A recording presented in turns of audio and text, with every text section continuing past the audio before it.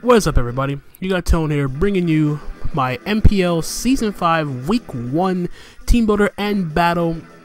We are going up against the Verd, the coach of the Tampa Bay Frogadiers, who we took over for in Season number 4 of the Major Pokemon League. So, really excited to get this season underway, getting back on Wi-Fi for the first time in a bit since the ICBA, if I recall correctly, but it's nice to be back doing some Wi-Fi content, a little bit of change of pace from Showdown.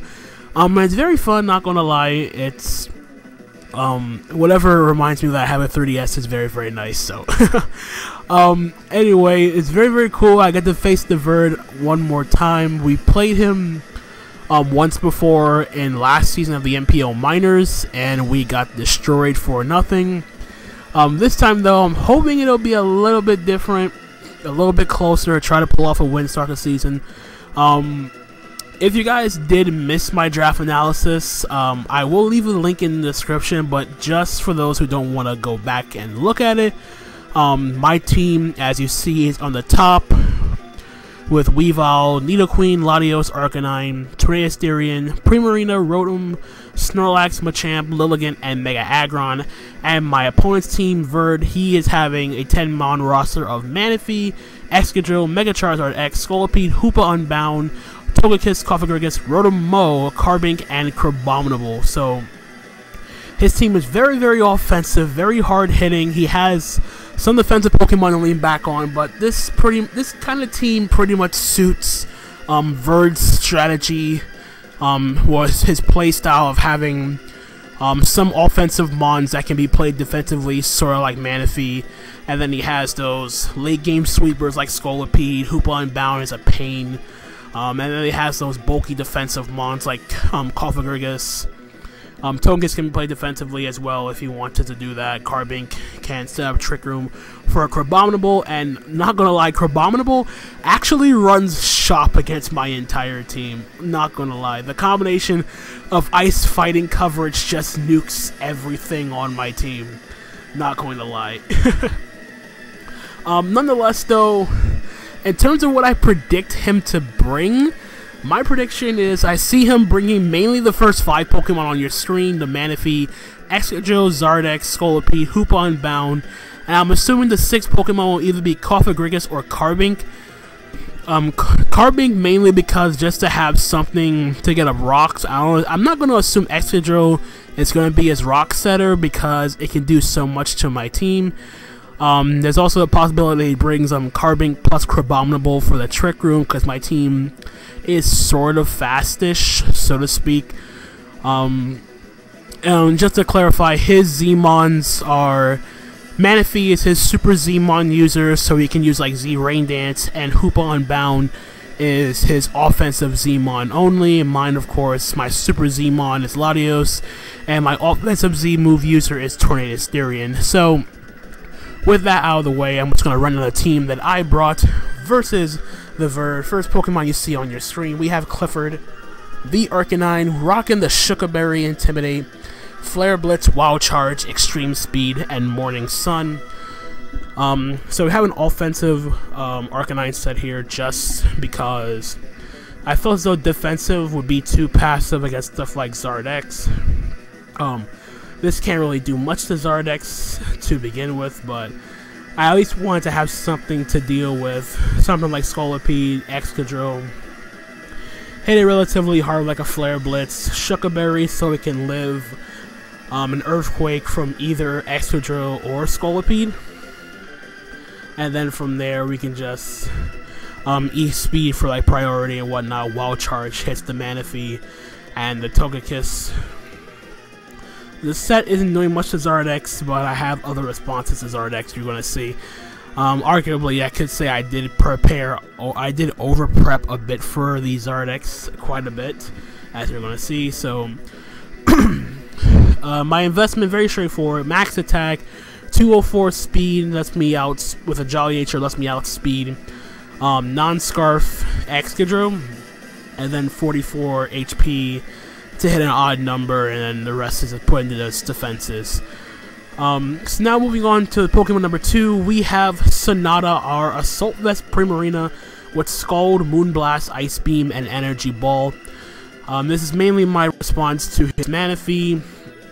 I'm pretty sure I do not live a +3 Bloom Doom from a Gracium Z Manaphy. This can also soft check Zard X, as if he's not running like a Thunder Punch variant of Zard X, I can either Earthquake and then wear it down with like Skull and Moonblast and whatnot. As for the investment, we're just running max special attack with a modest nature, hit as hard as possible with my 204 HP and 52 defense. With this investment, I avoid being taken out by a Jolly max attack Thunder Punch from Tough Claw's Mega Charizard X with my HP and defense investment. So, but the primary response thing for Primarina is to come in and check the Manaphy and any other special attackers. That's mainly what Primarina's job is going to be doing here. So, moving on to Pokemon number 3, we have Metalocalypse, our Mega Aggron, with Stealth Rock, Roar, Heavy Slam, and Earthquake. Pretty straightforward, standard moveset on Mega Aggron here. This is my Stealth Rocker, my way of phasing stuff around, roar out stuff like Scolipede and all that stuff, prevent it from setting up and all that whatnot. Heavy Slam plus Earthquake gives me the best neutral coverage against his entire team. As for my investment, max HP, 76 defense. I avoid being 2 KO'd by Flare Blitz from his Zard X, and the rest is put into special defense, although I could have put a little bit more into my defense because Earthquake from Excadrill still has a chance to 2-shot me because Mold Breaker bypasses Filter, so I take the full brunt of the Earthquake, but nothing much I could do about that. I could have opted to run like Magnet Rise on my Mega Aggron so I can avoid being hit by Earthquake, but outside of Excadrill, I didn't really see much use for running it, and I didn't want to give up Roar or Earthquake, so I just left it be for the most part. So Mega Aggron's job is mainly to come in, get up rocks, phase stuff around, switching on stuff like the Scolipede, like I said. It can take a close combat from a Crabominable, retaliate with a Heavy Slam, and all that stuff. So that is the Mega Aggron. Now moving on to Pokemon number 4, we have Aeolus, the Focus Sash Tornadisterian with Hurricane, Heat Wave, U-Turn, and Taunt. We're running near max speed, well, almost max speed. 188 speed lets me outrun his fastest Pokemon, which is the Scolipede. So non-speedable Scolipede. Try to taunt that before, like, if he's not running Protect, I can taunt it before it can start setting up and whatnot. I also can taunt the Carbink, but if he brings Carbink, I'm just going to assume it's Mental Herb so he can get up his rocks, set up Trick Room, and all that stuff. Hurricane plus Heat Wave gives me the best neutral coverage against the entire team, and U-Turn for momentum, and it's my hardest hitting move to deal with stuff like Hoopa. So yeah, it's mainly one of the used as a primary lead, and it's also my way of like dealing with stuff like Scolipede if it gets out of hand, with like Sword Stance. I live with Focus Sash. I can live with +2 Rock Slide because of my Focus Sash, as long as it's not broken by Stealth Rock or anything. So yeah, that is it. That's pretty much the long and short of it for Tornadus T. That's to come in, try to get some damage off a Hurricane or Heat Wave, pray I hit, and then U-turn as there for the momentum. So that is Tornadisterian. Next up, we have Frostbite, our Choice Band, Weavile, Ice Beam, my god, Ice Shard, Icicle Crash, Knockoff, and Punishment.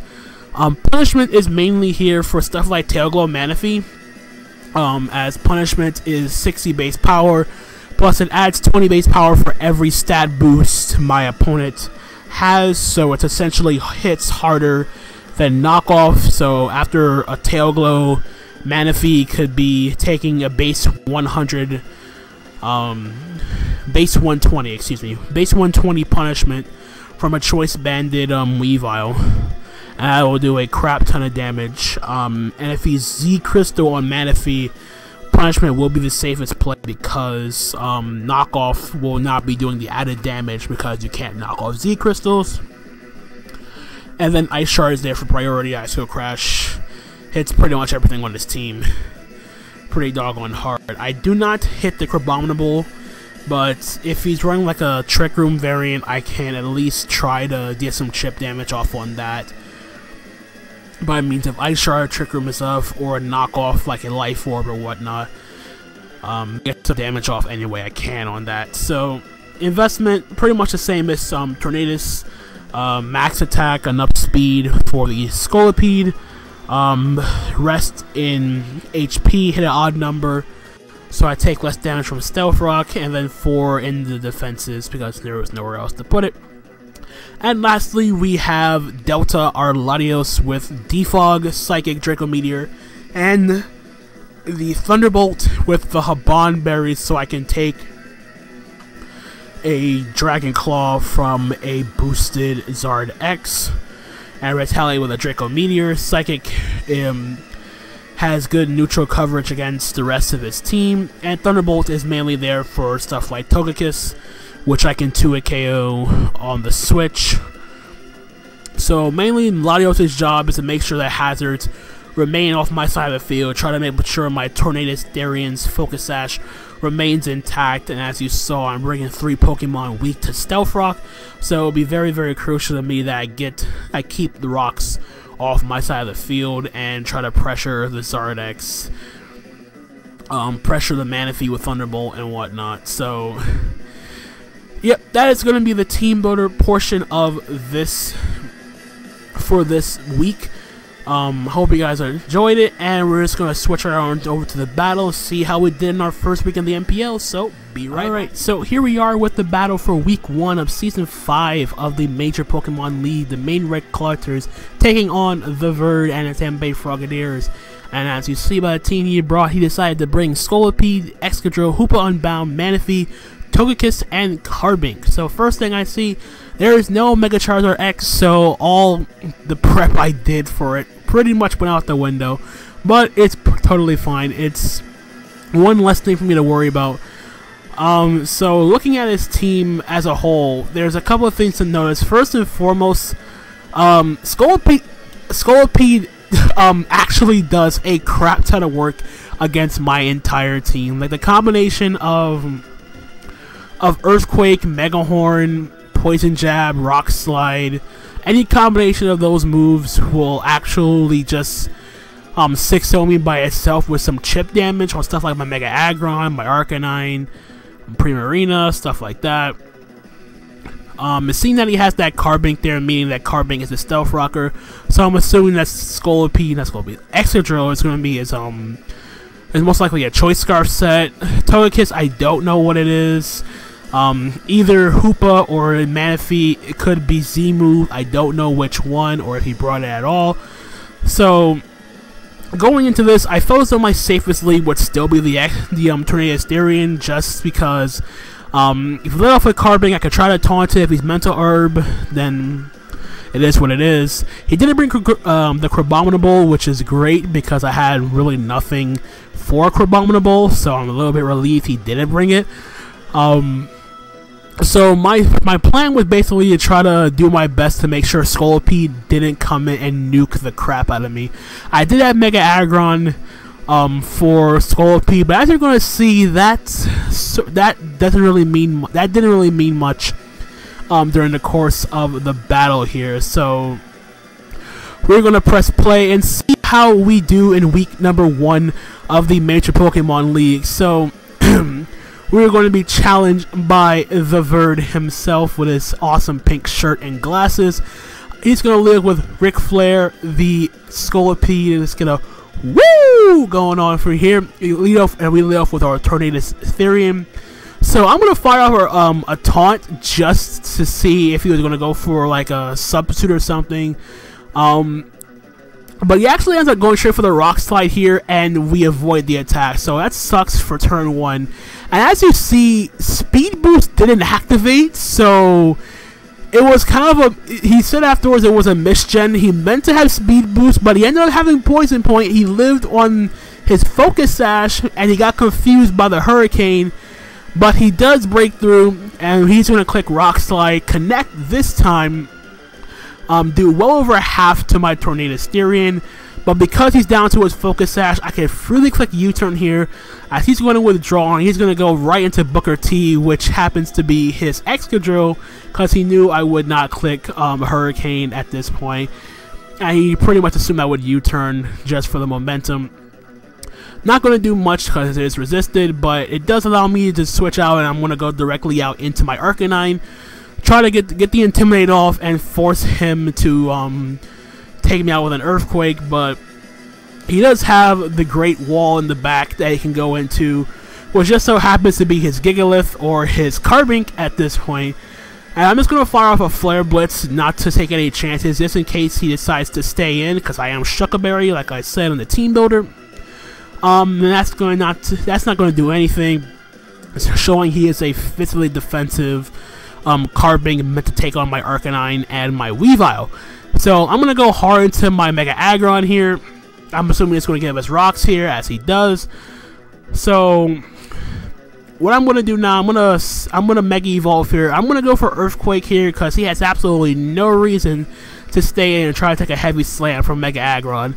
So he's going to switch out, goes out into Okada, his Manaphy, as I do get the prediction correct by going for the Earthquake. So we're going to get the Mega Evolution off here. Mega Aggron is primed and ready for battle. And we're just going to fire off an Earthquake here. In hindsight, I probably should have went for Rocks, because his hazard removers were Togekiss and Excadrill, and Slowpoke was at 1 HP. And you're going to see why I should have went for Rocks. Now he's going to make a good play here. He's going to double out into his Hoopa, as I'm going to switch out into my Primarina, because like I said, Manaphy, my Manaphy response is the Primarina. So I'm going to be forced to switch right back out again, take some more Stealth Rock damage. And I'm going to go into my Arcanine this time, because I don't know what kind of set this Hoopa just so happens to be. But I knew my Arcanine could take at least one hit, depending on his set. And here he decided to go for a substitute here, knowing I wouldn't keep my Primarina in on the Hoopa. And now I see leftovers, and I'm thinking, okay, maybe it's like a sub-nasty plot set. I don't know what's going to happen. And now he's tightening his focus, so he's Focus Punch Hoopa, so I'm leaning towards the fact that he's mostly a physical set. I'm going to go for a Flare Blitz to break the sub. I could have went for E-Speed, but I didn't know how much HP investment he had. I wanted to make sure that the sub was broken. And this is still a -1 Focus Punch from a non-stab Hoopa Unbound. So we are going to take that relatively well here. So, and seeing by the Flare Blitz, I don't know if we were faster or not, because Focus Punch went first, but it does have the Carbink in the back to go out into. So I'm just going to click Flare Blitz again, just to try to get some damage off on the Carbink. Hindsight, I should have went for Morning Sun, because Arcanine could have stayed in and checked stuff like the Excadrill, get the Intimidate off on something. But I decided to sack off my Arcanine here. Kind of a bad play in that regard. So Arcanine's going to drop to the Flare Blitz recoil, so kind of sucks there. He's going to reveal the Reflect, so okay. So now we see Stealth Rock reflect on this Carbink. I'm assuming it's like Clay, it's not Trick Room or Mental Herb or anything. So I'm just gonna go into my Primarina, fire off a Scald. He doesn't want to switch in and stuff. So he lets the Carbink drop here. So we pick up our first kill of the season. Primarina, that goes to Primarina. Now he gets a free switch back into Ric Flair, his Scolipede, and here's where the craziness happens. I'm going to switch out and go with my Mega Aggron. I'm like, Mega Aggron can take an Earthquake or anything. And then, in my stupidity, I forget about the one move that decimates any bulky wall, and that is the Endeavor. So I'm now all the way down to 1 HP. I can't switch out because rocks are still up. And Scolopy is going to take out my Mega Aggron with the Earthquake. And I'm like, oh crap. I completely forgot about Endeavor. And I have Scolopy and Miners. Why should I not remember that? So I'm like, yep. So now I gotta play damage control. Go into my Tornadus. Luckily for me, the mischief happened and he's not speed boost. I'm gonna go for a U-turn. He sacks off his Scolopy because Scolopy's job was done getting rid of the Mega Aggron, but he gets the poison point on my Torn. So the mission ends up helping Verd in this sense, which I find hilarious. So now I'm gonna U-turn out. I'm gonna go into my Latios here, and I figured that the safest play for me, depending on what he goes out into, he goes out to Breezango, which is his Togekiss, and I'm like, okay, Togekiss is in. I'm gonna fire off a Thunderbolt here and see how much this does. And it's gonna do well over half to the Togekiss, and he goes to go for the nasty plot because he assumed I did not have T-Bolt on my Latios, but sadly for him I do. So he's at +2. I know he can't. He's not going to take another Thunderbolt. I know he's gonna switch out into X Control here. Ideally, I wanted to go for Defog at this point, but I didn't want to risk. I didn't want to try to like get fancy or anything, so I just went for another T-Bolt. Now I decided to go for Defog here because I don't want the rest of my team getting whittled down by rocks, and his Stealth Rocker is gone. He reveals his Choice Scarf. Luckily, I don't get flinched. I get rid of the Reflect and the rocks from my side of the field, so we're going to have a hazard-free game from here on out. And Latios is going to drop to the next Iron Head because I have no switch-ins to the Excadrill. So Latios drops, nothing I can do about that. I do get a free switch into my Tornado Styrian. I know I gotta take an Iron Head, so what I'm going to do here, I'm going to fire off a Heat Wave as he goes out into Breezango, his Togekiss. I'm just going to fire off a Heat Wave. I do connect, and it almost takes it out, but I have to go for one more Heat Wave at this point in the game. So I go for Heat Wave, we connect, and the Togekiss is going to drop, so the Tornadus is going to pick up its second kill of the game, taking the poison damage though, which really, really sucks. And it does give him a free switch to go right back out into his Excadrill. He's going to click Iron Head. And I needed my Tornadus around because it has the best chance to beat the rest of his team. So what I sadly have to end up doing here is sack off my Weavile, because Primarina I still need because he has a Manaphy around. Weavile wasn't really doing much. I needed a sack at some point. I needed a sack for Excadrill, and sadly it had to be Weavile. So I am so sorry, Weavile, that you had to drop in that fashion. I do go into Primarina here, and I contemplated between Scald and Moonblast. I decided to click Scald here. I think he's going to go hard into the Hoopa. I figured Scald would be the better play because even if he went Manaphy, I can then click Energy Ball the next turn. Go for Scald on the Hoopa. We don't unfortunately get the burn. I can't risk the going out hard in the Torn. And he's going to reveal the Gunk Shot like I thought he would have when I saw a Focus Punch. He's going to connect the Gunk Shot, and unfortunately my Primarina is going to drop to the Gunk Shot. So it's now just my Tornadus against Hoopa, Excadrill, and Manaphy. So it's not looking good at all. So in comes my Tornadus Terrian one last time. Want to fire off a U-turn here as he decides to stay in. U-turn 4 times effective against Hoopa. Down goes the Hoopa and bound to the U-turn. So that's 3 kills for Tornadus Styrian. So at the very least, we're going to lose 2-0 to the Verd and his Tampa Bay Frogadiers as he's going to go right into his Manaphy. He just fire off a Z move, whatever he does. I'm going to go for the Hurricane because my hardest hitting move. Almost I got the Manaphy, but we get the Confusion. I'm like, what the heck is going on here? Don't tell me it's going to hurt some of the Confusion now. And he hurt some of the Confusion. I'm like, are you kidding me? Now, essentially, it's going to be a 1-0? Like I said, it's still a possibility I can still bring this back. I want to go for Heat Wave on the off chance for some reason he decides to go out into Excadrill. And Heat Wave was my most accurate move. I did not want to risk missing a Hurricane. So, we actually, because of the Confusion, we pick off of the Manaphy. But because of the poison, we are going to be in range of Ironhead from the Excadrill.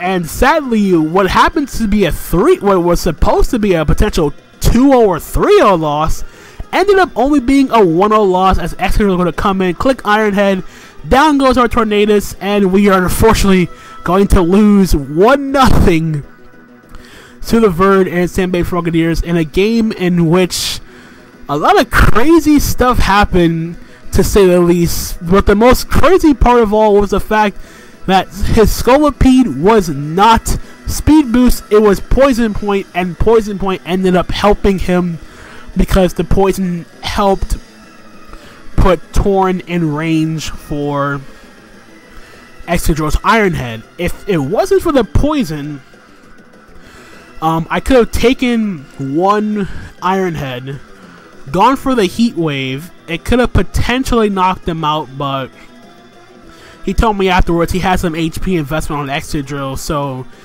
the only way it would have worked out is if I got the Heat Wave burn on top of the either a Heat Wave burn or a Heat Wave crit. And I already got extremely lucky because I went for 2 Hurricanes and I hit both of them. So yeah, so we start the season off with a 1-0 loss to Verd. Good game to Verd. Check out his side of the battle when it goes up on Thursday, is when these battles will be happening. I had a lot of fun. I kind of misplayed a lot. The Endeavor Scolipede, I should have expected, but there wasn't really much that I needed to sack at that point. There was nothing that really came to my mind in terms of what I wanted to sack. And Mega Aggron was my Scolipede response, so him bringing Endeavor on Scolipede, props to him for that. So yeah, that's going to be it from me, guys. If you guys did enjoy the battle, feel free to leave a like, leave a comment, tell me what you guys think of the battle. We will try to rebound next week against Hera, coach of the SL Benefica. Hope you guys enjoyed, and until the next time, guys, my name is Anthony, aka Tone, and I will catch you guys on the flip side. Later!